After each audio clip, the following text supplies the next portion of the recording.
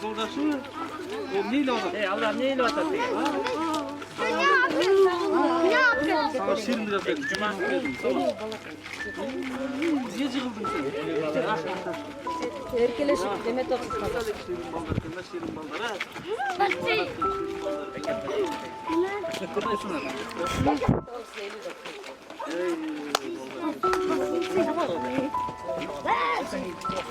Hemen savaşın altına dur.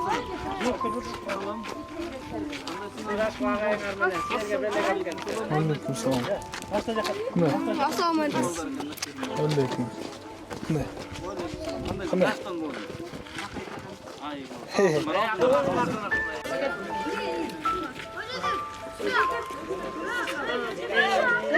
Baldı kapı çayına. Kola toşul dedi.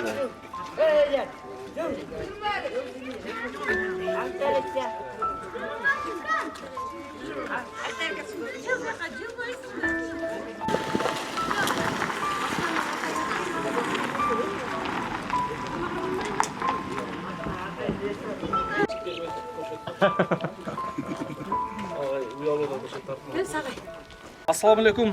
Урматтуу кыргыз элим, урматтуу мекендештер, кылым каарыткан улуу кыргыз элим. Кудай бурса бүгүн биз Ак Ниет Аманат коомдук фонду Талас областындагы бүгүн жатак мектебиндебиз, балдар үйүндөбүз. Кече дагы бир балдар үйүндө болгонбуз.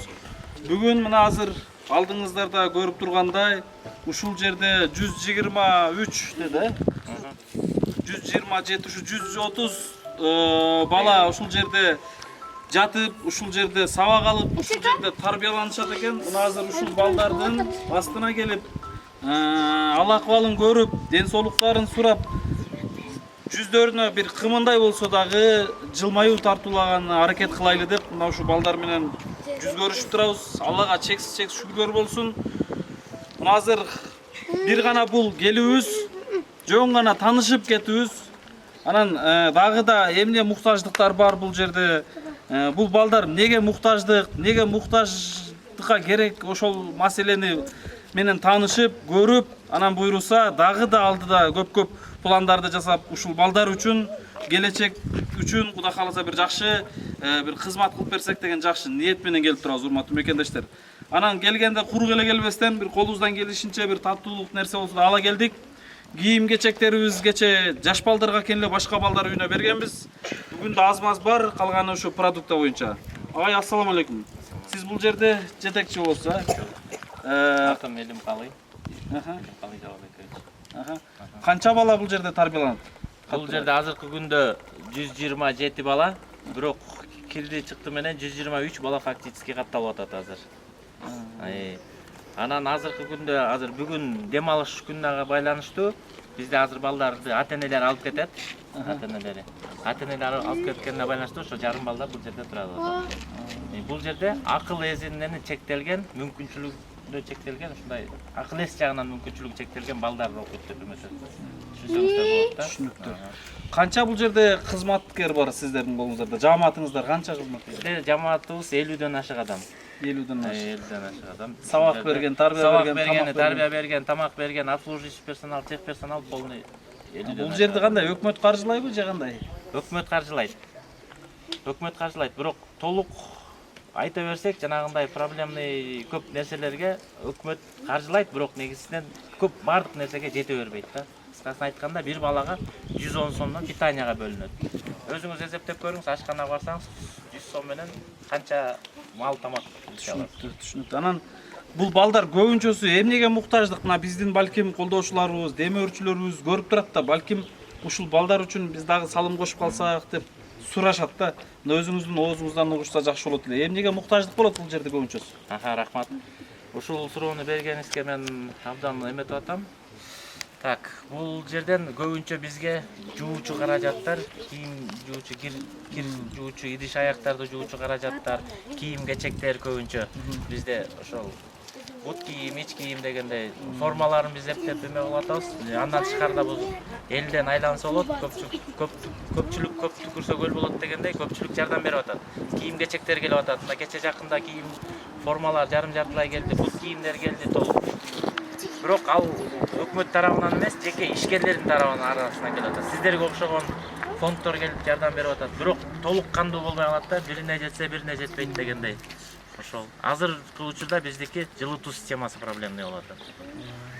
Түшүнүктүү. Биз Эң чоң сиздердин көйгөй. мен жанагы сурадым, сиздердин муктаждыгыңыздарды эске алабыз, жазып да калабыз. Балким ушул жерге колдоо көргөзөм, спонсор болуп берем дегендерге мен атайын айтам. Тиги балдар үйүнүн дагы ошол муктаждыгын эске алдык буйруса, колдон келишинче жардам берген аракет кылабыз. Чоң рахмат. Анан ушул жалпы жамаатыңыздарга мен ушунчалык ыраазычылык билдирем. Анткени кээ бир бүгүнкү күндө ачыгын айтканда, кээ бир ата-энелер өзүнүн канынан жаралган балдарга татыктуу тарбиясын берип, татыктуу мээримин төгө албай атат. Бул чындык. Балким тирликтин айынан, балким башканын айынан, бирок ошол балдарды кароосуз калтырып койбостон мына сизге окшогон ага эжекелер кучагын алып, сабагын берип, мээримин төгүп, оозуна тамагын салышып, ушунчалык бир татыктуу бир тарбия берип чоңойтуп атат да. Мына ушу Жалал Абад областындагы балдар үйүндө болдук. Ош областында, Бишкекте, Чүйдө, Беловодский көп балдар үйүндө болуп келатабыз. Ушунчалык кээ бир эжекелер айтат да, өзүмдүн балдарыма да мынчалык мен көңүл бөлө албайм депчи. Мына ушул балдарга кечке ушул жерде ушуларга көңүл буруп, жакшынакай тарбия берип, сабак берип чоңойтуп атасыздар. Сиздерге биз Ак ниет аманат коомдук фондунун атынан, жеке өзүмдүн атыман жана жалпы кыргыз элимдин атынан терең ыраазычылык билдирем. Ушул балдардын көзүнөн жаш акпасынчы, ушул балдар ыйлабасынчы. Кудай кааласа ушул балдардын келечеги үчүн иншалла биз колдон келишинче аракет кылабыз. Бир эле бул жер эмес, кайсыл жерде балдар үй болсо, биз колдон келишинче жардам бергени аракет кылабыз иншалла. Анан бир аздыр көптөр бир ушу таттуу нерсе ала келдик, куруп келбестен. Канча бир ала келдик, майда шүдөбүздү түшүрүп калсак, чоң балдар келди.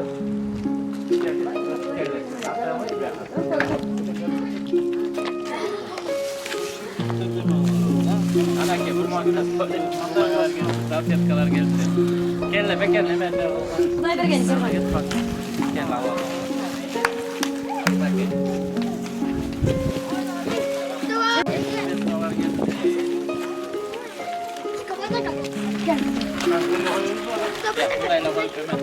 Ошол жерге койдур.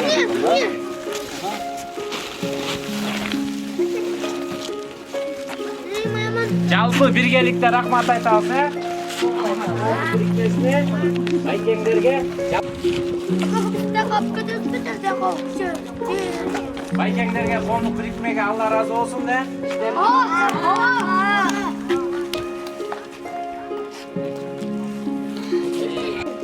Бул нерселердин баардыгы каралып өрбөттүр.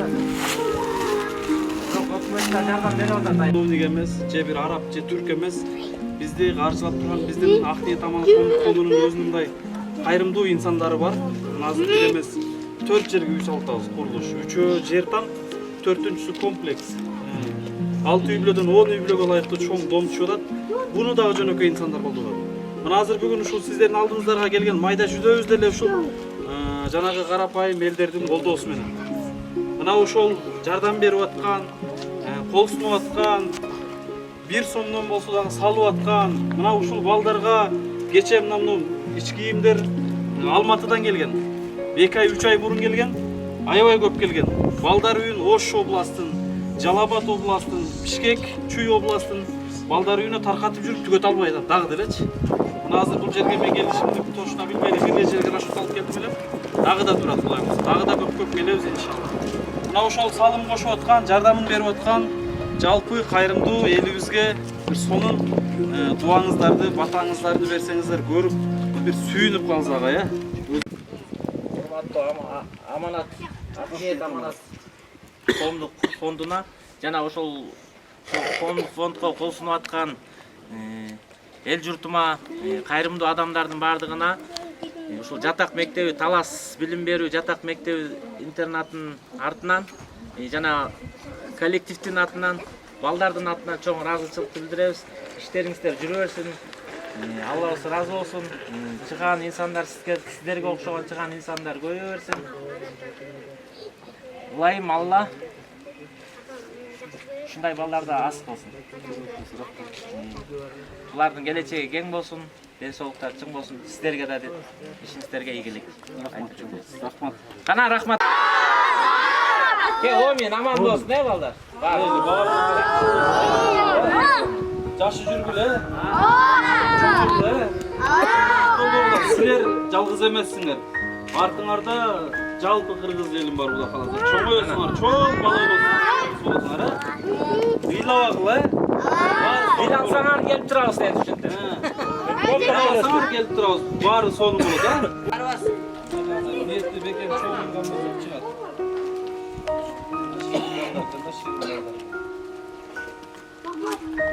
Шоктонбайдасың сен шоқ экенсиң, а? Сен көрүнүп турат сен. Урасың баланы. Батака десте сапкыз. Болду. Буга азыр тез келип турам.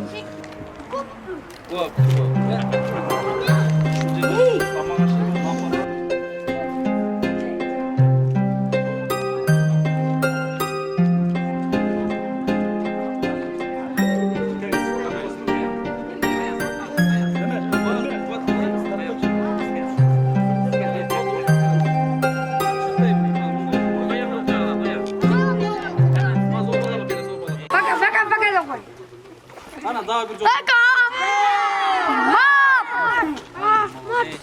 Кана кантип рахмат айтабыз? Кана сен үнүң чыкпай калды. Андан да чыгып кой. Айжака айтпашпы. Мактап. Мен айтам рахмат сіздерге.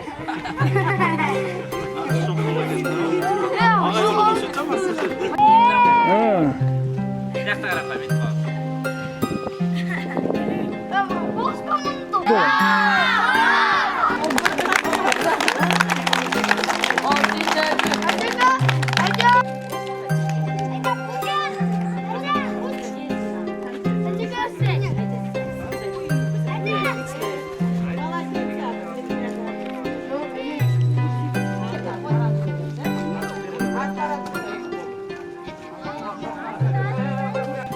Мынакей урматтуу бекендештер, урматтуу кыргыз элим, Кудай бурса Талас областындагы жатак мектептин балдарын көрдүңүздөр, абалын көрдүңүздөр.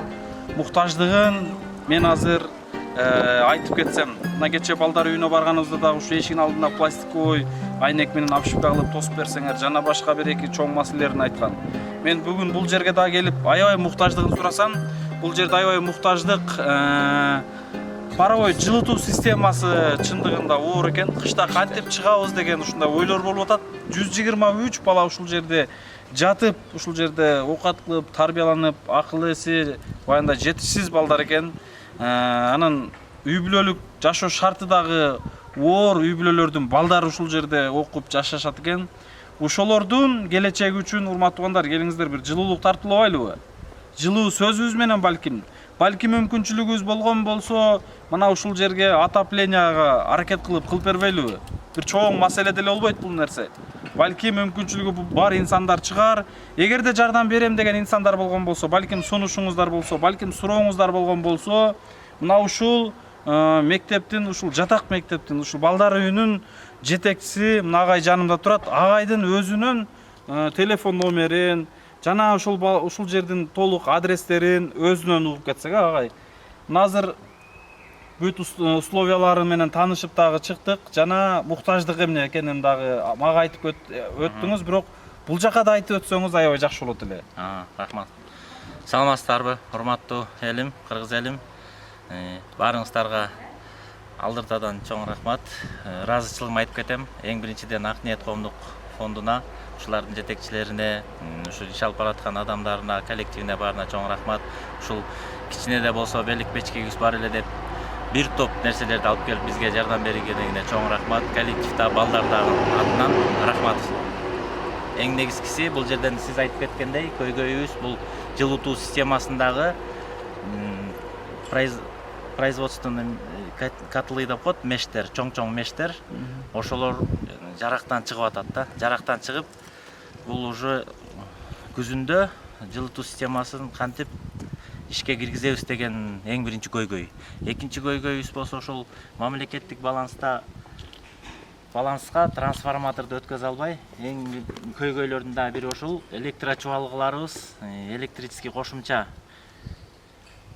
жылытуу системасына кошумча добавка берели десек, ошол электро чуалгылары көтөрө албайт деген неме тыянакка келип атабыз. Анткени бизге өкмөт тарабынан да электричествого лимит жакшы эле берилген, бирок ошону колдонгонго электро чуалгылары жарактан чыгып, уже ушулку күндө плачевный состоянияда турат да. Бул жердин так адреси кандай агай? Так адресибиз бул Талас билим берүү атайын жатак мектеби деп аталат. Айыл Кумарык айылы. Талас району Кумарык айылы. Бул жердин рабочий номериңизби, балким өзүңүз номериңизди айтып кетсеңиз жакшы болот эле. Хорошо. Мен өздүк телефонум номерин берип коеюн. 0771 80 60 08. Ушул номер иштейт да? Ушул номер. Анан жанагы сизде айтып атпайсызбы, жылытуу системаларына примерно канча сумма керектелиши мүмкүн? Бул былтыр жазылган проект экен. Бул азыр өзүңүздөр билсеңиздер керек.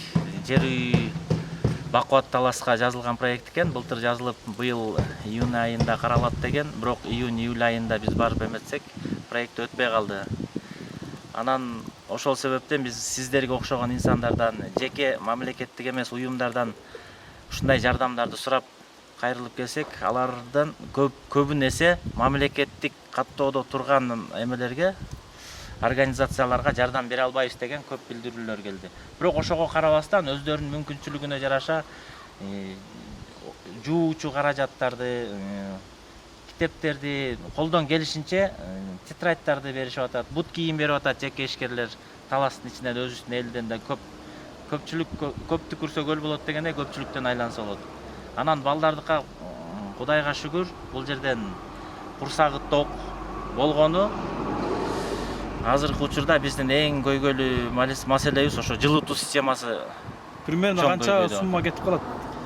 Аны биз Эсептеп азыр чыгыш керекпи? эсептеп чыгыш керек. Эң негизгиси азыр эме кылганда бул жактан жаңы зданиялар салыныптыр.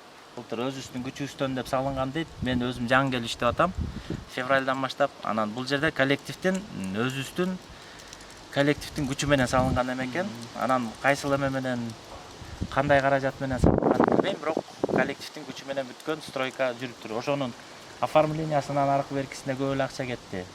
Анан биздин отопленияны эсептеп мурунку проект менен сметасын көргөндө миллиондон ашык сумманы айтышты да. Миллиондон ашык сумманы. Түшүнүктүү, мына урматтуу туугандар, урматтуу мекендештер, мен азыр ушул жерге кетүүчү аябай муктаждыктын канча керектелүүсүн билгим келип аткан. Билдик, мынакей азыр миллион сомдун тегерегиндеген ушул видеолорду канчалаган инсандар көрөт. Кыргызстанда 6 миллион эл бар. 6 миллионун жок эле дегенде 30% жүрөгү мээримге толгон кайрымдуу инсандар. Урматтуу мекендештер, көптү көрсөгөл болот. 1 сомдон чогултсак да ушул маселелер чечилет. Агайдын номерин айтып өттүк. Байланышыңыздар, колдон келишинче жардам берели. Баарыңыздарга чоң рахмат анда эмесе. Ассаламу алейкум ва рахматуллахи ва баракатуху.